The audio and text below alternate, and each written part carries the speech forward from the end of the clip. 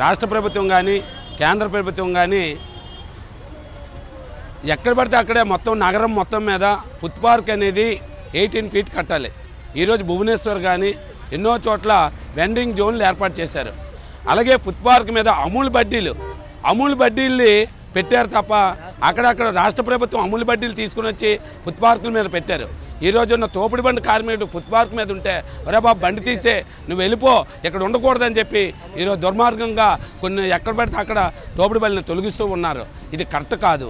జీవీఎంసీలో ఒక town vending committee అనేది ఏర్పాటు చేశారు.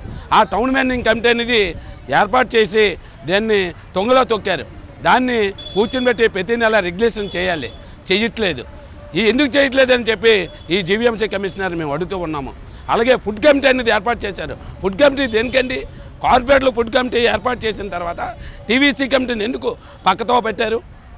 ఎక్కడ కాకపోతే అక్కడ వెండింగ్ జోన్లు ఏర్పాటు చేయమని చెప్పాం. ఫుట్ పార్క్ అనేది 18 ఫీట్ కట్టాలని చెప్పాం. భువనేశ్వర్ కానీ ఇవన్నీ చూస్తూ ఉన్నాము. ఎక్కడ పడితే అక్కడ వెండింగ్ జోన్లు ఏర్పాటు చేశారు. ఎక్కడ పడితే అక్కడ టీవీసీ కమిటీలు రన్నింగ్ అవుతున్నాయి. ఈ విశాఖపట్నంలో టీవీసీ కమిటీ ఎందుకు రన్నింగ్ అవ్వట్లేదు?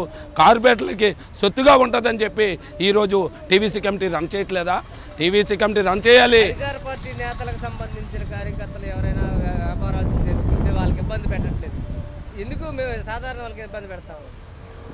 కొన్ని వార్డుల్లో బడ్డీలు ఉన్నాయి. అక్కడున్న అధికార పార్టీ వాళ్ళు బడ్డీలు పెట్టారు.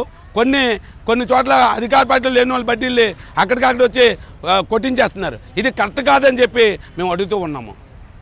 రాష్ట్ర ప్రభుత్వం సంక్షేమ పథకాల పేరుతో సంక్షేమ పథకాలు ఇస్తానని చెప్పి సార్, అసలు సంక్షేమ పథకాల వల్ల ఉపయోగం ఉందా? సంక్షేమ పథకాలు అందరికీ అందుతున్నాయి. ఏం చెప్తారు? ఈ నిత్యావసర ధరలు ఎలా ఉన్నాయి? సంక్షేమ పథకాలు ఒకవైపు ఇస్తామని చెప్పి నిత్యావసర ధరలు, కరెంటు బిల్లులు, ఈ చెత్త పనులు విపరీతంగా పెరిగిపోయినాయి కదా, ఏం చెప్తారు సార్? సంక్షేమ పథకాలు అనేది, నవరత్నాలు అనేది వాళ్ళ అనుచరులకి, వాళ్ళ కార్యకర్తలో ఉన్న వాళ్ళకి ఏర్పాటు చేస్తూ ఉన్నారు.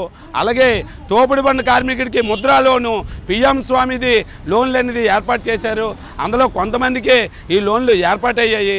అందుకే కొంతమందికి లోన్లు వచ్చాయి, కొంతమందికి లోన్లు రాలేదు. అందుకారణం వల్ల తోపుడు బండి కార్మికుడికి ఎక్కడొకటి ఇన్ని సంక్షేమ పథకాలు ఏర్పాటు చేశారు కదా.